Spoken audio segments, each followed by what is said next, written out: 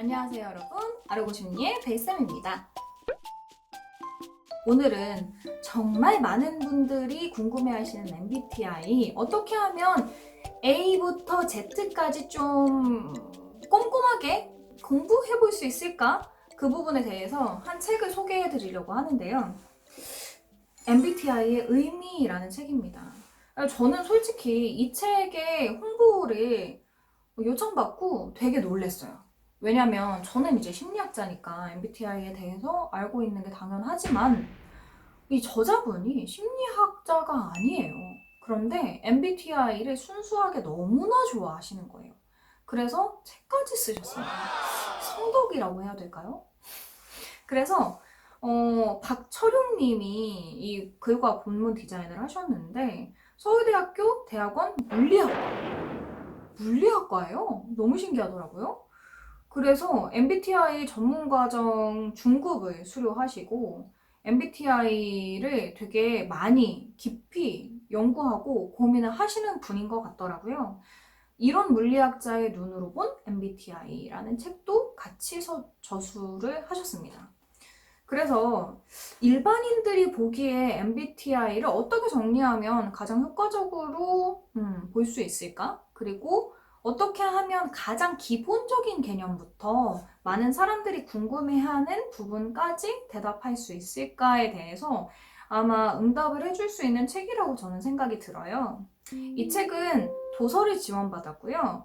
홍보비는 따로 받지 않았습니다. 저는 이 책 중에서 가장 많은 분들이 궁금해 하실 법한 이야기가 뭐였냐면 과연 유형이 바뀔 수 있을까에 대한 과학적인 정리였어요. 그래서 많은 분들이 저는 이 유형인데요. 이 유형이랑 이 유형이랑 섞여서 나타나요. 라든지 아니면 저는 이 유형인데 저 유형이 되고 싶어요. 라든지 이런 댓글을 많이 달아주시거든요. 그런데 그 댓글에 대해서 이 책에 답을 찾으실 수 있을 거예요. 그래서 이 책을 읽으시면 굉장히 MBTI 좋아하시는 분들은 조금 더 깊이 있게 이해하실 수 있을 거라는 생각이 듭니다. 저는 사실 MBTI에 장단점이 있다고 생각이 들어요. 사실 제가 MBTI를 컨텐츠로 만들어 나가면서 스스로에 대해서 질문도 많이 해봤어요. 이 MBTI가 왜 열풍일까? 그리고 왜 많은 사람들이 MBTI를 궁금해할까? 기본적으로는 나를 잘 이해하고 싶은 이유겠죠. 플러스 나와 다른 저 사람을 이해하고자 하는 욕구로부터 시작됐다고 생각이 들어요. 사실 저는 사회심리학자이자 범죄심리학자로서 이렇게 유형론은 그렇게 선호하지 않거든요. 그런데 제가 MBTI를 다루면서 느낀 게 뭐냐면 심리학은 생각보다 매우 복잡하고 매우 어려워요. 그런데 어렵고 복잡한 심리학이 많은 사람들에게 다가가려면 이해하기 쉬운 방식으로 좀 정리가 되어야 한다고 생각이 듭니다. 현대인들의 삶은 되게 복잡해요. 하지만 나를 이해하고자 하는 욕구는 충분합니다. 근데 삶이 팍팍하고 힘든데 어떻게 그 복잡한 모든 이론과 추상적인 심리학적인 개념까지 이해하면서 나를 이해할 수 있겠어요. 그런데 MBTI는 그런 부분에 있어서는 조금 더 명료하고 간단한 거예요. 나의 유형이 딱 나오잖아. 그러니까 쉽고 편리하고 간결합니다. 그래서 MBTI를 선호할 수밖에 없는 거예요. 이 부분에 있어서 저는 계속해서 고민이 있거든요. 이렇게 사람들을 16가지 유형으로 나누는 것이 과연 합리적이고 합당할까? 저는 개인적으로 그것에 반대하는 학파였어요. 그런데 필요성이 있다는 것을 많이 느낍니다. 많은 사람들이 심리학에 대해서 관심을 갖고 궁금해하지만 정작 진짜 심리학을 받아들이고 진지하게 공부를 할 수 있는 사람은 많지 않아요. 그렇다 보니까 생각보다 심리학이라고 말하지만 심리학이 아닌 것들이 너무 많고 심리학이라고 말하는데 많은 사람들이 그냥 너무 어렵고 복잡하기 때문에 귀등으로 듣는 것들이 많아요. 근데 그 중앙을 잘 찾아야 되는 거예요. 사람들이 받아들일 수 있는 부분과 그리고 심리학 학업적인 부분이 이렇게 딱 그 중간선을 잘 유지를 해야 되는데 아무래도 심리학도 과학이다 보니까 굉장히 어려운 용어들과 복잡한 개념들로 막 버무려져 있어요. 그런데 그 중간에 있는 것이 바로 이런 성격 심리학이 아닐까라는 생각이 듭니다. 우리가 심리학을 공부하고 싶다, 나를 좀 잘 이해하고 싶다라는 흥미를 가지고 심리학에 다가갈 때 좀 쉽게 접할 수 있는 부분도 있어야 하잖아요. 그래야 쉽네, 재밌네 하다가 조금 더 복잡하고 진지한 곳으로 가볼까라는 게 되는 거지. 처음부터 너무 복잡하고 어렵고 진지하면 누가 심리학에 대해서 관심을 가질 수 있겠어요? 누가 이해하고자 하는 흥미를 가질 수 있겠어요? 그래서 저는 흥미를 유발하고 나를 이해하고자 하는 그런 욕구나 의욕을 잘 받아들여 줄 수 있는 목적에서 MBTI는 꽤나 잘 사용되고 있다고 생각이 듭니다.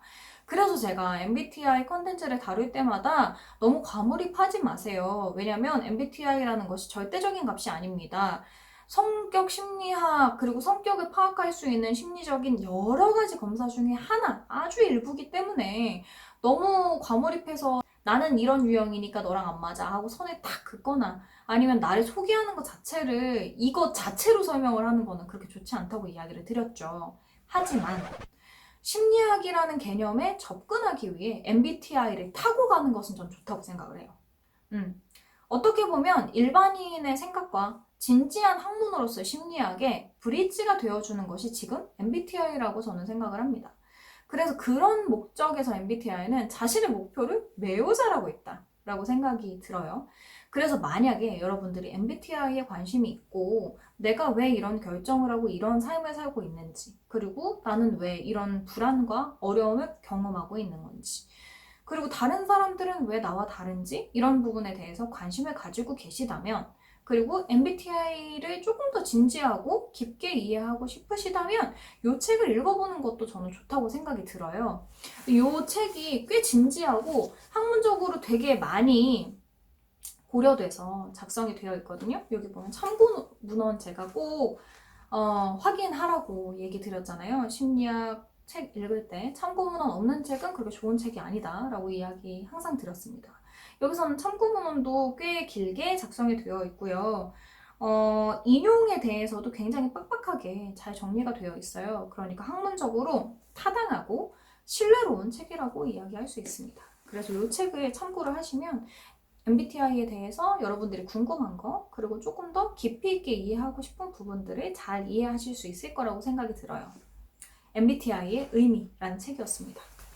그리고 저는 여기에 더해서 MBTI를 잘 이해하셨다면 그 이후 스텝으로 조금 더 나아가시는 것도 저는 추천을 드려요. MBTI 외에도 나를 이해할 수 있는 심리학적인 요소들은 정말 많거든요. 그래서 MBTI를 타고 다른 심리학 쪽으로 조금 더 들어가 보셨으면 좋겠어요. 저는 심리학 전공을 하라고 이야기를 해드리지는 않습니다. 그런데 제가 심리학을 공부를 하다 보니까 느끼는 건데, 내가 어떤 분야에 있던지 심리학적인 이해를 가진다는 건 도움이 돼요.